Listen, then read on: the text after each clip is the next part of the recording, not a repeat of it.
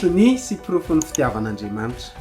Andriamanitra dia te hanambara, te hanapirofo fa ny fiainantsika dia feno sony sy pirofo ny fitiavana. Ny olona tsy mahatakatra an'izany, ny olona tsy mahalala an'izany dia mora korotan'ny fiainana kely.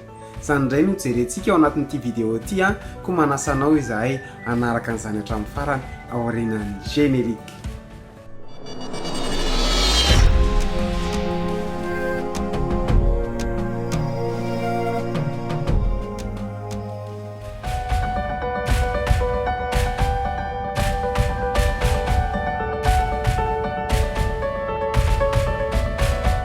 Feno sonisy pirofo ny fitiavan'Andriamanitra ny fiainantsika. Izany indray no jerentsika ao anatin'ity vidéo ity ka manasanao hanaraka an'izany hatramin'ny farany dia mihinao fahasalama tsara ianao dia miarabanao amin'ny anaran'i Jesosy ny tenanay ary manonona ny fiadanan'ny Tompo amintsika tsirairay avy.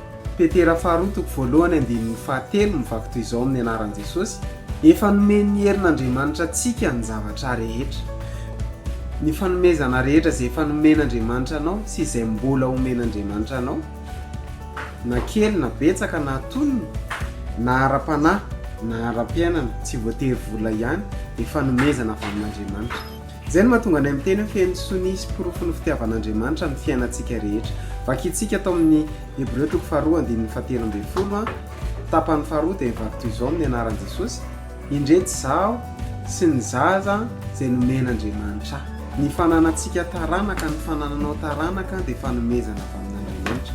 Ny fananana piraita-po, ny fananana mpiara-mivavaka dia fanomezana avy amin'Andriamanitra. Ny fanomezana dia mety ho samihafa, fa ny ampaherezana ianao androany mifalia amin'izay omen'ny Tompo anao, aiza mitsiriritra izay omen'ny hafa. Nomen'Andriamanitra fahasoavana hitendry klavia fa tsy nomen'Andriamanitra fahasoavana hitsoka sax. Ilay fanomezana dia tsy nomen'Andriamanitra anao fa noho ny fitiavana. Ny fitiavan'Andriamanitra antsika mihitsy ny be dia be. Izany mahatonga antsika tsy faninana amin'iza n'iza. Omen'Andriamanitra antsika ny tafy, omen'Andriamanitra antsika ny sakafo, ny hinan-kanina io. Ireo fanomezana nomen'Andriamanitra antsika ireo dia tokony ho tadidintsika isan'andro isan'andro. Ny fahafahana mandeha amin'ny tongotra izao dia fanomezan'Andriamanitra. Isika dia tokony farak'izay olona tia fisaorana sy fiderana. Tsy azo n'iza n'iza korontanina ianao. Mety maro ny olona manaratsy ianao fa aza miasa saina amin'izany. Mivavaka tokoa.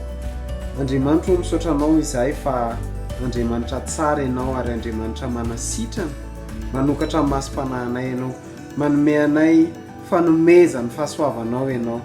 Tena afa-po izahay amin'ny fitiavanao.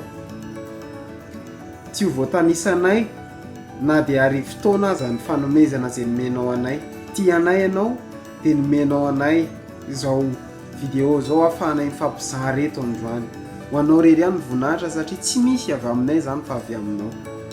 Dia afa-po tanteraka izay Andriamanitra amin'izay omenao, faly izay manana anao. Dia misaotra ny amin'ny fanomezanao rehetra eo amin'ny fiainanay, mideranao izay amin'ny anaran'i Jesosy. Ary na fahafahanay mifampizara ohatr'izao ary dia fanomezana avy aminao anao ny voninahitra sy ny dera mandrakizay. Amen. Dia misaotra anao nanaraka hatramin'ny farany amin'ny vidéo. Raha nahafinaritra anao ny vidéo dia aiza misalasala, milike, micommente, mipartager. Dia raha mbola tsy nanisy j'aime page-tsika ianao mitsanganaka miazava dia manasanao mba hanisy an'izany cliquer j'aime kely eo. Afaka manaraka ihany koa ianao any amin'ny YouTube mitsangana ka miazava dia manome fotoana antsika amin'ny herin'ny toy izao indray farany araka taminao. Hello mato.